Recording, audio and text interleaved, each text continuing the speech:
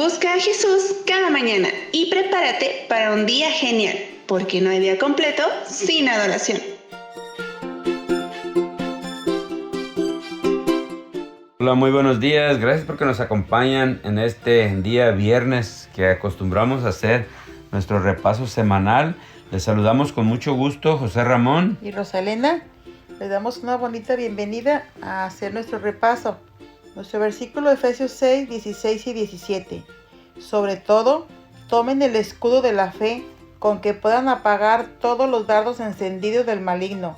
Tomen el yelmo de la salvación y la espada del Espíritu, que es la palabra de Dios.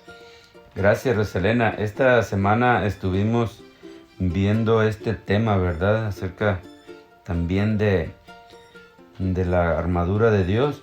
Y hablando de esto, estuvimos viendo como introducción que en el libro, en el devocional del Progreso del Peregrino, a Cristiano se le invita a ponerse toda la armadura que le tenían dispuesta para que cuando se fuera después de salir de la cárcel se armara completamente por si tenía algún problema.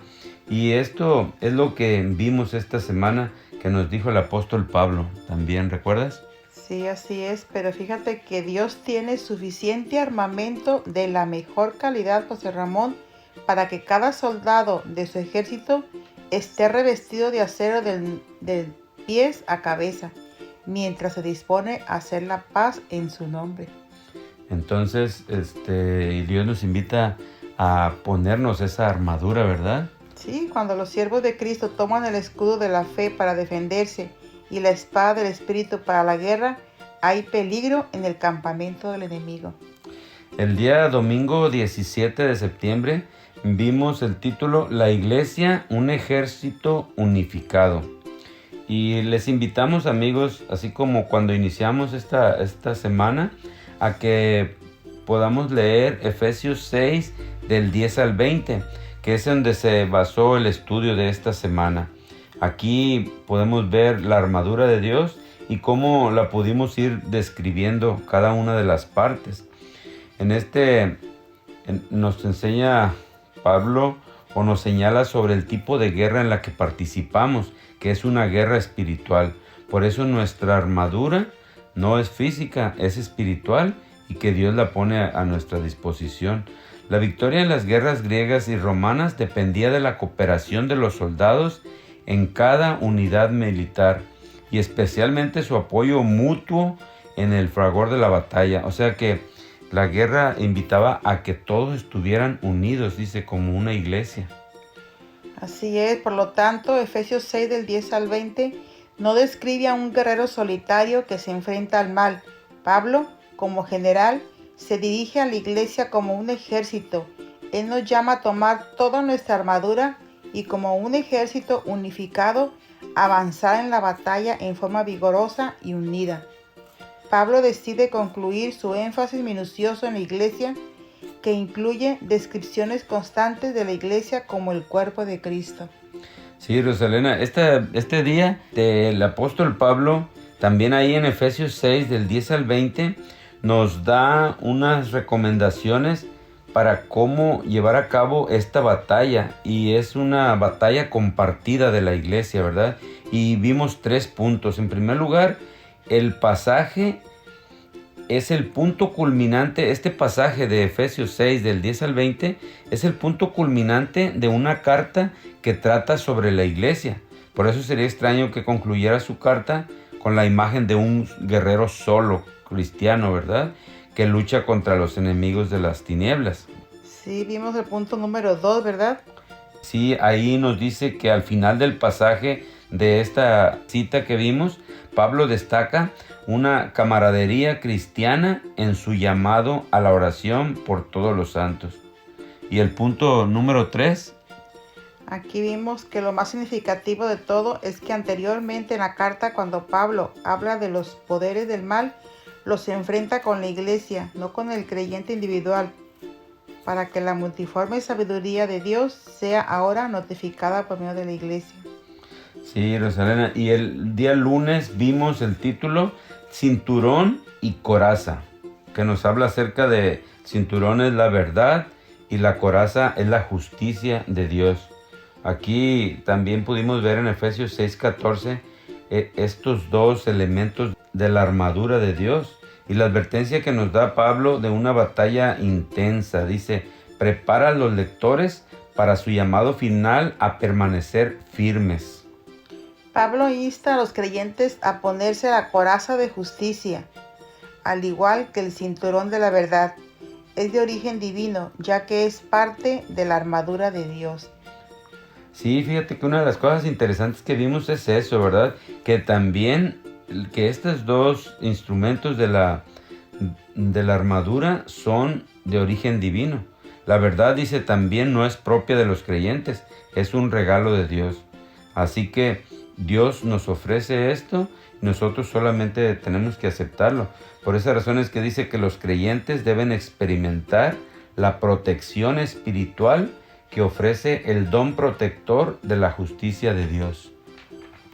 Ya para el día martes 19 de septiembre vimos acerca de las sandalias o el calzado, que significa el apresto del evangelio. El título fue Sandalias, la iglesia hace la paz. Aquí vimos el tipo de sandalia que usaban los romanos en aquel tiempo cuando se preparaban para una batalla. Estaban muy resistentes porque eran sandalias militares. Sí. Pero aquí Pablo explica este calzado militar con un vocabulario de Isaías 52:7. Sí, que dice, cuán hermosos son los pies sobre los montes del que trae alegres nuevas, del que anuncia la paz. Amén. Sí, este día vimos varias citas que en el libro de Efesios Pablo nos habla acerca de la paz. Desde el capítulo 1, capítulo 2, el 4 y el 6 nos habla acerca de eso. Por eso nos invita a que hagamos la paz por medio del apresto del evangelio. El evangelio es un mensaje de paz. El cristianismo es un sistema que, de ser recibido y practicado, derramaría paz, armonía y dicha por toda la tierra. La religión de Cristo unirá la estrecha fraternidad a todos los que acepten sus enseñanzas. Y fíjate, Roselena, que este día también pudimos ver que Pablo no quiere que entendamos su llamado a la acción con un llamado a tomar las armas militares literales contra nuestros enemigos. Tampoco desea que los creyentes sean combativos en sus relaciones con los demás. Dice, la iglesia debe hacer la paz, empleando el arsenal evangélico de las virtudes cristianas, como la humildad, la paciencia, el perdón, y las prácticas cristianas también, que son la oración y la adoración. El día miércoles 20 vimos escudo, casco y espada. Sí, aquí lo miramos en Efesios 6, 16 y 17. Dice el apóstol Pablo nos invita a ponernos estas armaduras para estar listos para los dardos del enemigo. Sí, sobre todo tomad el escudo de la fe con que podáis apagar todos los dardos del fuego del maligno. Tomad el yelmo de la salvación y la espada del Espíritu, que es la palabra de Dios. Sí, fíjate, Rosalena, que aquí este día vimos, aunque nosotros ahorita no lo podemos hacer, pero cómo se describía cada uno de estos elementos de la armadura. Y con respecto del escudo nos dice que la descripción de Pablo del escudo de la fe refleja el uso del escudo en el Antiguo Testamento como un símbolo de Dios quien protege a su pueblo. Y ahí vimos varias citas también en el Antiguo Testamento como Dios es nuestro escudo. Luego vimos acerca del casco. Ponerse el yelmo de la salvación significa rechazar el temor a los poderes espirituales tan común durante la época y en cambio confiar en el supremo poder de Cristo. Y el elemento final de las armaduras es la espada del Espíritu. Dice que es la palabra de Dios. Amén. La espada de los creyentes es la espada del Espíritu, en el sentido de que el que la provee es el Espíritu. O sea, Dios nos da eso por medio de su Espíritu. Entonces la palabra de Dios se refiere a las amplias promesas del Evangelio que encontramos en toda la Biblia. El día jueves leímos, practiquemos la oración del campo de batalla. Fíjate, Rosalena, que este día yo tenía el concepto de que la oración era otra parte de la armadura, pero aunque no es una parte de la armadura, pero la oración unifica todas estas partes de la armadura, ¿verdad? Sí, Pablo pide a los destinatarios que participen en una oración ferviente, urgente y perseverante por todos los santos, como lo vimos en Efesios 6:18. Si la iglesia ha de tener éxito en su batalla contra los poderes del mal, necesitará practicar la dependencia de Dios mediante la oración inspirada por el Espíritu.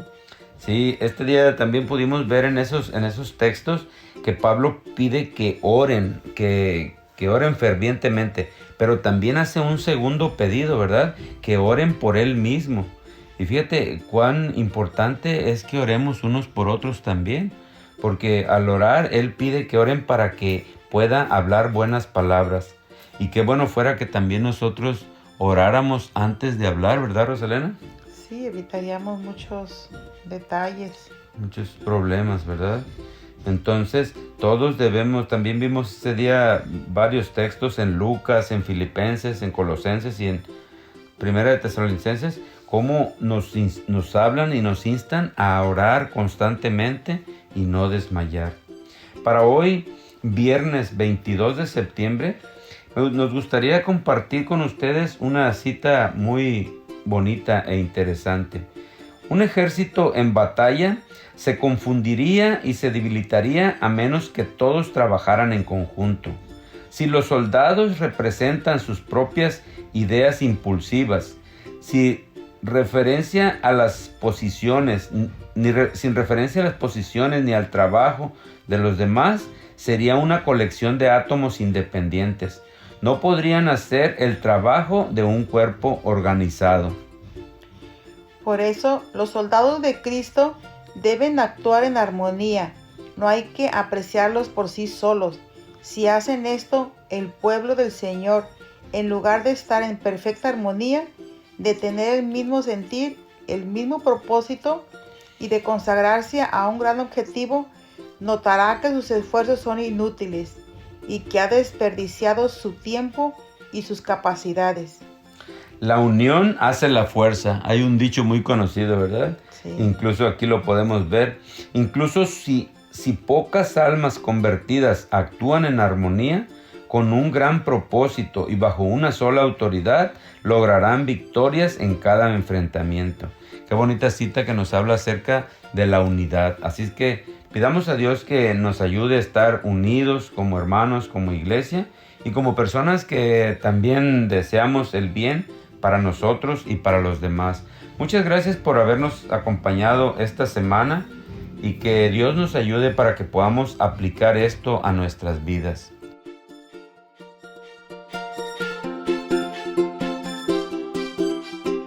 Gracias por compartir esta reflexión y ser parte de esta alabanza, porque no hay día completo sin adoración.